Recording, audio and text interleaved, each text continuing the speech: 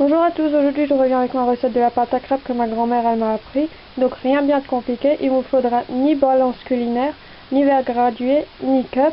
Voilà quoi j'avais cherché quand il y avait la chandeleur des recettes pour varier de celle-ci sur internet. Il fallait pas mal de fois de la balance ou quoi que ce soit. Donc là pour ma part ça va être simple, efficace et bon. C'est environ pour 4 à 6 personnes cette recette là.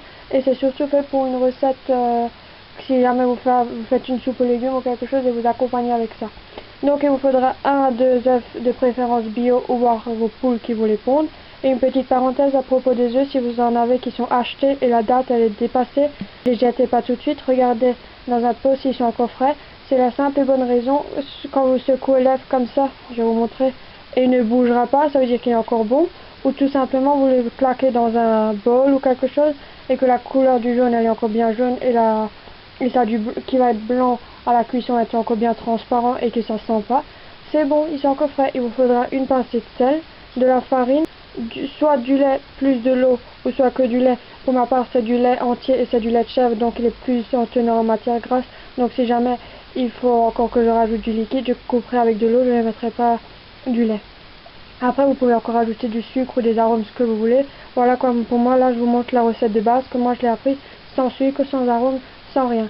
En matériel il vous faudra juste 2 choses pour la préparation, c'est-à-dire un fouet et un saladier. Et pour la cuisson vous pouvez très bien utiliser une poêle, vous n'avez pas besoin d'utiliser de crêpière ou quoi que ce soit, ainsi qu'une spatule pour les tourner. Et après prendre une assiette ronde avec un morceau d'essuie-tout ou de sopalin pour les mettre dessus pour enlever l'excès de matière grasse. Et je vous reviens après quand j'aurai fait ma pâte à crêpes.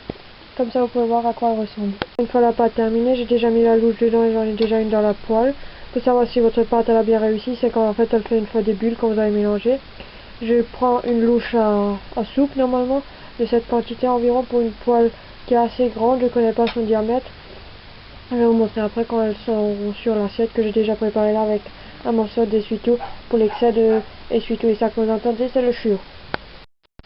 Et si votre crêpe fait des bulles comme là et là ou encore là, c'est tout simplement parce que vous avez bien travaillé votre pâte. Voici la réussite, c'est ma mamie qui me l'a dit, c'est pour ça que je vais transmettre de nouveau une astuce que j'ai appris de nos chères grand-mères. Voilà. Voilà le tas de crêpes que ça a donné. Pour cette taille de diamètre de cette crêpe, j'en ai réussi à faire 8 et la petite dernière qui est là au-dessus. Qu'est-ce que je peux encore vous dire? Mettez-moi dans les commentaires avec ça que vous préférez d'accompagner, que ce soit confiture, de la pâte à tartiner, du caramel en tube, qu'est-ce qu'il y a encore, du sirop d'érable, du miel, bref, ça que vous préférez. Moi je préfère nature comme ça.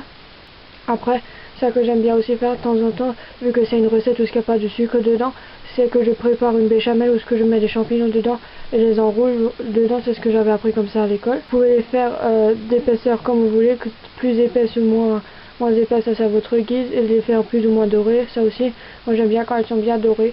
Voilà, je t'invite à te rejoindre sur ma chaîne YouTube, Google+, Facebook, Blogspot et Skyblog, comme tout le temps, les liens de mes réseaux sociaux seront en barre d'infos.